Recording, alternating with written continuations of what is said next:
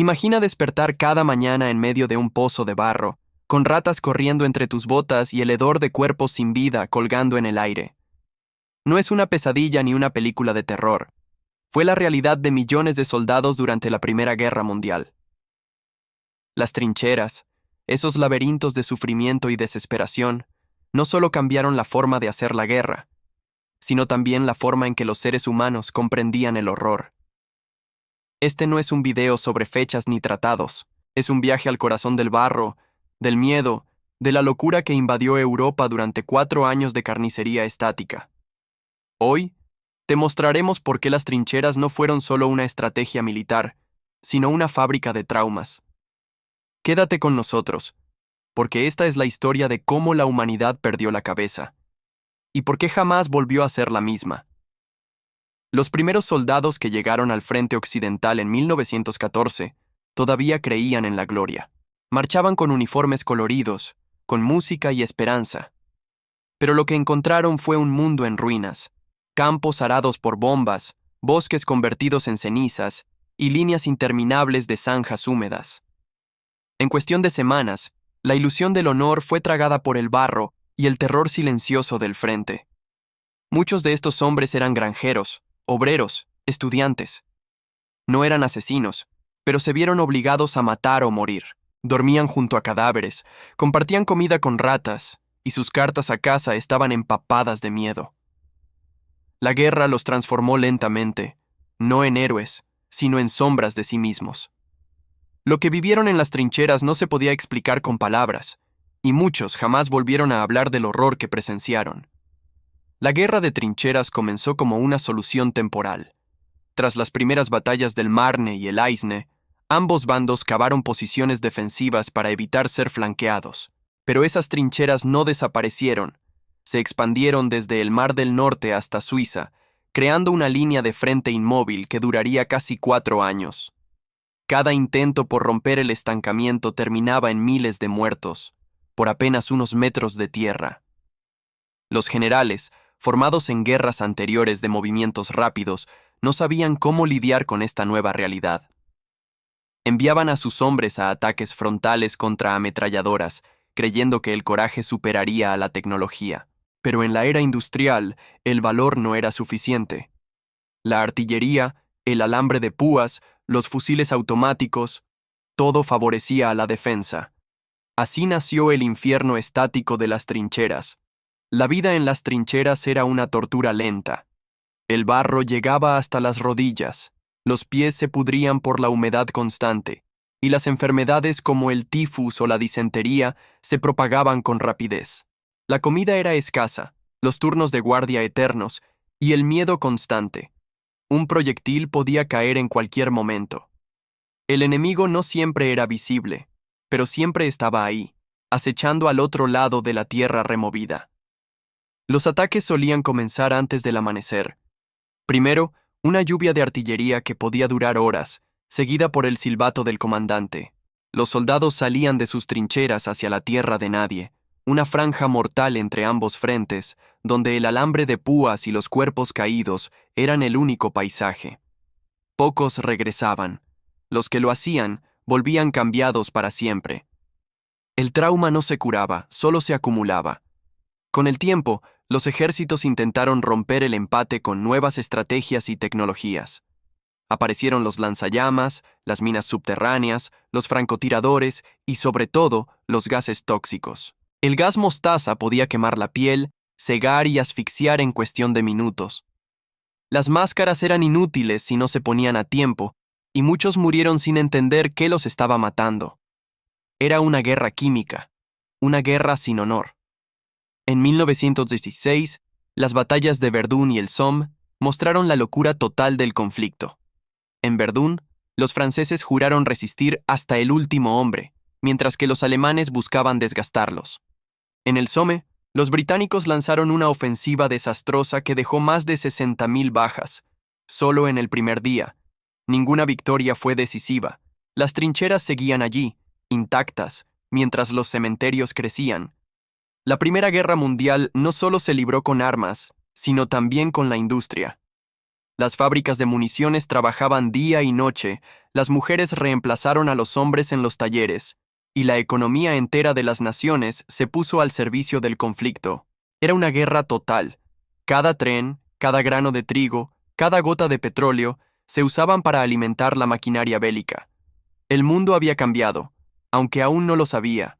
Las alianzas fueron fundamentales. Alemania y Austria-Hungría contaban con el apoyo del Imperio Otomano, mientras Francia, Reino Unido y Rusia formaban la Triple Entente. Estados Unidos, inicialmente neutral, entró en 1917. Su intervención rompió el equilibrio. Con recursos frescos y millones de soldados, inclinó la balanza. No fue la diplomacia, ni la estrategia, sino la capacidad de producción y la fuerza numérica lo que decidió el futuro. Pero, ¿cómo pudo llegar la humanidad a este punto? ¿Qué hizo que millones aceptaran morir enterrados vivos, día tras día, en zanjas llenas de barro y sangre? Tal vez fue el orgullo nacionalista, o el miedo a desertar. Tal vez fue la propaganda, que pintaba la guerra como una causa noble. O tal vez fue simplemente la presión del grupo. Si tu compañero salía de la trinchera, tú también. Aunque supieras que era el último paso, y aún más desconcertante, es cómo los líderes mantuvieron este sistema. Generales lejos del frente ordenaban avances imposibles desde mapas, sin ver la masacre real. Muchas veces, las decisiones eran ciegas, tercas, desconectadas de la realidad. Los soldados, por su parte, se aferraban a cartas, fotografías y a la esperanza de que algún día saldrían vivos, pero en el fondo, sabían que las trincheras no perdonaban. La guerra de trincheras dejó cicatrices profundas en el alma de Europa.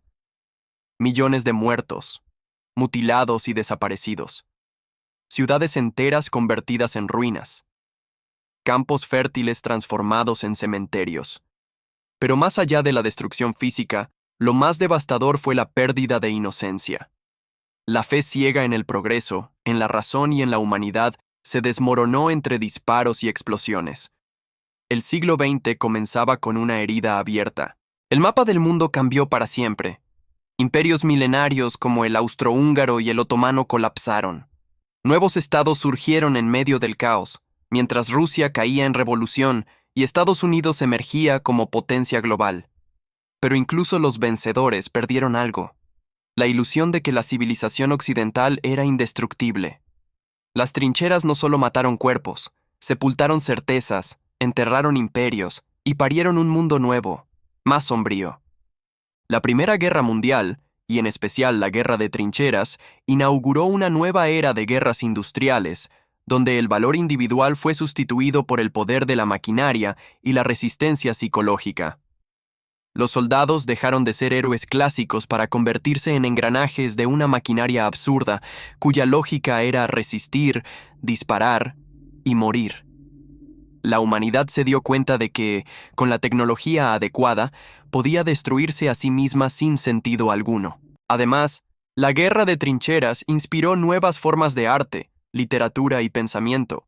Desde los poemas desgarradores de Wilfred Owen hasta la crítica feroz de Éric Maria Remarque, surgió una generación de voces que se atrevió a denunciar la locura. El existencialismo, el desencanto y el cinismo se convirtieron en respuestas intelectuales a una experiencia que había deformado la noción de gloria y de patria. El barro de las trincheras empapó el alma de toda una era. Lo más inquietante de la guerra de trincheras fue su aparente inevitabilidad. Una vez que los frentes se estancaron, las potencias se vieron atrapadas en una dinámica perversa. Retroceder significaba rendirse, avanzar era suicida, y quedarse quieto era esperar la muerte. El sistema mismo obligaba a los ejércitos a continuar luchando, aunque supieran que no había victoria posible. La estructura bélica se volvió una jaula invisible que devoraba generaciones. Esa rigidez también se reflejó en las sociedades de la retaguardia. Mientras los soldados eran triturados en el frente, los gobiernos reforzaban el control interno, la censura, la propaganda. Todo debía mantenerse funcionando en nombre del esfuerzo de guerra. La maquinaria burocrática, política y económica se adaptó a la lógica de una guerra sin fin. El sistema entero, de los generales a los granjeros, giraba alrededor de las trincheras, y nadie sabía cómo detenerlo. ¿Qué habría pasado si los líderes hubieran entendido antes el sinsentido de esta forma de guerra? ¿Cuántas vidas se habrían salvado si se hubiera aceptado una tregua, una negociación o incluso una retirada estratégica? Estas preguntas persiguen a los historiadores, pero también a los descendientes de millones de muertos. La guerra de trincheras no fue solo un error táctico, fue un experimento macabro con seres humanos como cobayas. Incluso hoy, muchos museos y campos conservados muestran las trincheras como si fueran fósiles de una época lejana. Pero cuando uno camina por esos pasillos estrechos de tierra húmeda, cubiertos de alambre oxidado, no puede evitar preguntarse, ¿realmente aprendimos algo? O, peor aún, ¿estamos destinados a repetir este patrón cada vez que la tecnología avance más rápido que nuestra humanidad? El silencio tras la Primera Guerra Mundial no fue de alivio, sino de trauma. Europa estaba devastada física, económica y emocionalmente. Las trincheras, aunque vacías, seguían presentes en la mente de quienes sobrevivieron. No había vencedores reales, solo una generación marcada por el miedo, el dolor y la sensación de haber participado en algo tan absurdo como inhumano. La guerra no acabó con la paz, acabó con la esperanza. Y sin embargo, el mundo no tardaría en volver a caer. 2 décadas más tarde, otra guerra, más rápida, más tecnológica, más mortífera, envolvería al planeta. Pero las trincheras de la Gran Guerra permanecen como símbolo de lo que sucede cuando la lógica de destrucción supera a la razón humana. Recordarlas no es solo mirar al pasado, es advertirnos de un futuro que aún podemos evitar.